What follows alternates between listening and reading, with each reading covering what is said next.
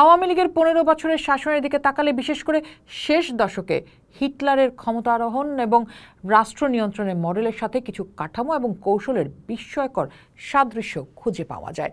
এই সাদৃশ্যগুলো নিছক একাডেমিক নয়, বরং বাংলাদেশের জনগণের জন্য ছিল এক জীবন্ত বাস্তবতা। আসুন হিটলারের ক্ষমতার মডেলের আয়নায় শেখ হাসিনার শাসনকে একটু মিলিয়ে দেখি।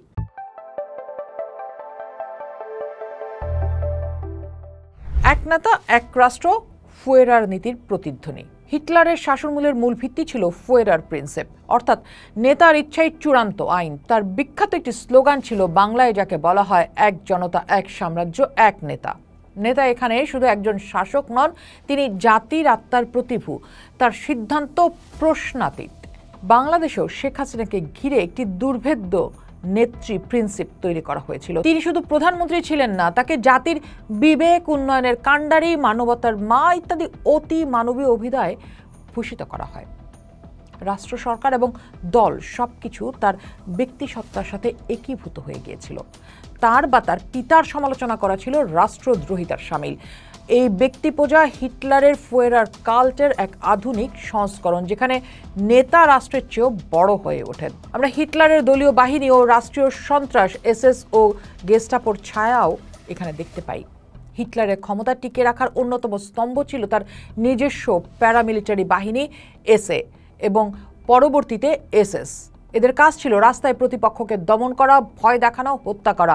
অন্যদিকে গেস্টাপো বা গোপন পুলিশ ছিল অদৃশ্য আতঙ্কের নাম, যারা ভিন্ন মতাবলম্বীদের রাতের আধারে তুলে নিয়ে যেত। বাংলাদেশে এই দ্বৈত সন্ত্রাসের মডেলটি প্রায় হুবহু প্রয়োগ করা হয়েছে। ছাত্রলীগ, যুবলীগ এরা রাজপথে হিটলারের ব্রাউন শার্টস অর্থাৎ এসের ভূমিকা পালন করেছে। কোটা আন্দোলনকারী বা নিরাপদ সড়ক চাওয়া ছাত্রদের ওপর হেলমেট পরে চাপাতি ও রড নিয়ে তাদের আক্রমণ, বিশ্বজিৎ দাসকে প্রকাশ্য দিবালোকে কুপিয়ে হত্যা, আবরার ফাহাদকে পিটিয়ে মারার মতো ঘটনাগুলো দলীয় মিলিশিয়া ব্যবহারের ক্লাসিক উদাহরণ। র্যাব এবং ডিবি পুলিশকে অনেকটা গেস্টাপোর আদলে তৈরি করা হয়েছে বলে অভিযোগ রয়েছে। গুম ও বিচার বহির্ভূত হত্যাকাণ্ড ছিল ভিন্নমত দমনের সবচেয়ে কার্যকর অস্ত্র। রাতের আধারে তুলে নিয়ে যাওয়ার পর শত শত মানুষের আর কোনো খোঁজ মেলেনি। এই অদৃশ্য সন্ত্রাস সমাজে এক হিমশীতল ভয়ের সংস্কৃতি তৈরি করেছিল, যেখানে মানুষ কথা বলার আগে বারবার ভাবত। মিল পাওয়া যায় চেতনার রাজনীতিকরণ ও অভ্যন্তরীণ শত্রু তৈরির ক্ষেত্রে। হিটলার ক্ষমতায় এসেছিল তার ভার্সাই চুক্তির অপমান এবং ইহুদি বিদ্বেষকে পুঁজি করে। তিনি জার্মানদের বোঝাতে সক্ষম হয়েছিলেন যে দেশের সব সমস্যার জন্য দায়ী হলো অভ্যন্তরীণ শত্রু, অর্থাৎ ইহুদি ও কমিউনিস্টরা। এই শত্রু চিহ্নিতকরণ নাৎসিবাদের মূল শক্তি ছিল। আওয়ামী লীগ অত্যন্ত সুকৌশলে মহান মুক্তিযুদ্ধের চেতনাকে রাজনীতির হাতিয়ারে পরিণত করে। মুক্তিযুদ্ধ বাঙালির শ্রেষ্ঠ অর্জন, কিন্তু এই চেতনাকে সংকীর্ণ করে একটি লাইসেন্স হিসেবে ব্যবহার করা হয়। যে কেউ সরকারের দুর্নীতির বা অপশাসনের সমালোচনা করলেই তাকে স্বাধীনতা বিরোধী, রাজাকার, পাকিস্তানের চর, রাষ্ট্রের শত্রু এসব বলে দাগিয়ে দেওয়া হতো। এর মাধ্যমে একটি বিভাজন তৈরি করা হয়। আমরা অর্থাৎ মুক্তিযুদ্ধের পক্ষে শক্তি এবং ওরা শত্রু, এই বাইনারি তৈরি করে ভিন্ন মতকে দমন করা অনেক সহজ হয়ে যায়। হিটলার গণতন্ত্রকে ধ্বংস করেছিলেন গণতান্ত্রিক পথেই। 1933 সালে রাইখস্ট্যাগ অর্থাৎ পার্লামেন্ট ভবনে অগ্নিকাণ্ডের পর তিনি রাইখস্ট্যাগ ফায়ার ডিক্রি এবং আনবেলিং অ্যাক্ট জারি করেন, যা তাকে একচ্ছত্র ক্ষমতা দেয় এবং নাগরিক অধিকার কেড়ে নেয়। আইনকে বানানো হয় নিপীড়নের প্রধান হাতিয়ার। বাংলাদেশে এই কাজটি করেছে ডিজিটাল নিরাপত্তা আইন অর্থাৎ ডিএসএ। এই আইনটি ছিল কার্যত একটি এনেবলিং অ্যাক্টের ডিজিটাল সংস্করণ। সামান্য সমালোচনা, কার্টুন আঁকা বা প্যারোডি গান গাওয়ার জন্য মানুষকে জেলে পোড়া হয়েছে।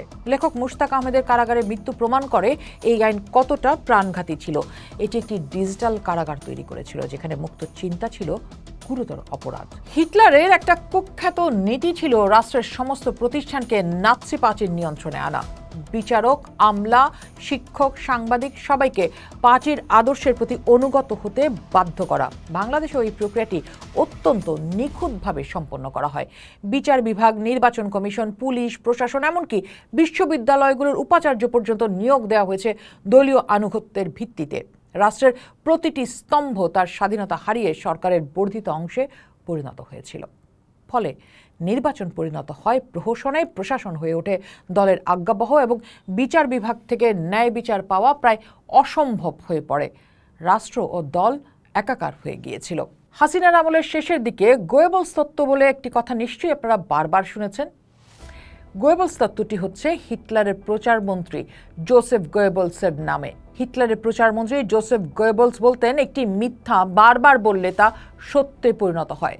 নাৎসিরা উন্নয়নের এক বিশাল বয়ান তৈরি করেছিল, যেমন অটোবান হাইওয়ে নির্মাণ, যার আড়ালে চলছিল ভয়ঙ্কর সামরিকীকরণ এবং সম্পদ লুট।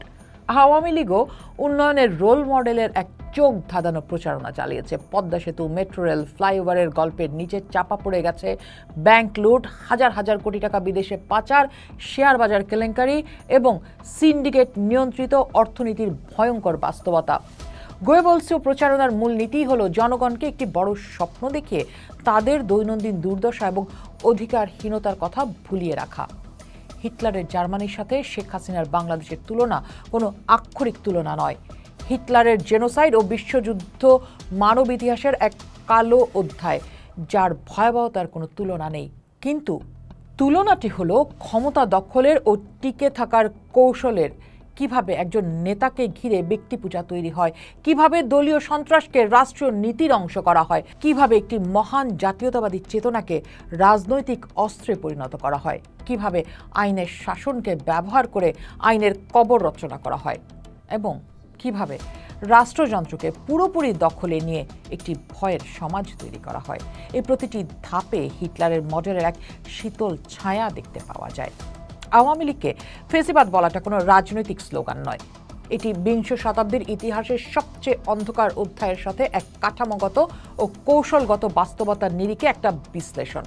2024 সালের গণ অভ্যুত্থান ছিল সেই সর্বগ্রাসী শাসনের বিরুদ্ধে একটি জাতির জেগে ওঠা, যা প্রমাণ করে ইতিহাসের শিক্ষা ভুলে গেলে তার পুনরাবৃত্তি ঘটে, কখনো কখনো নিজের দেশেই।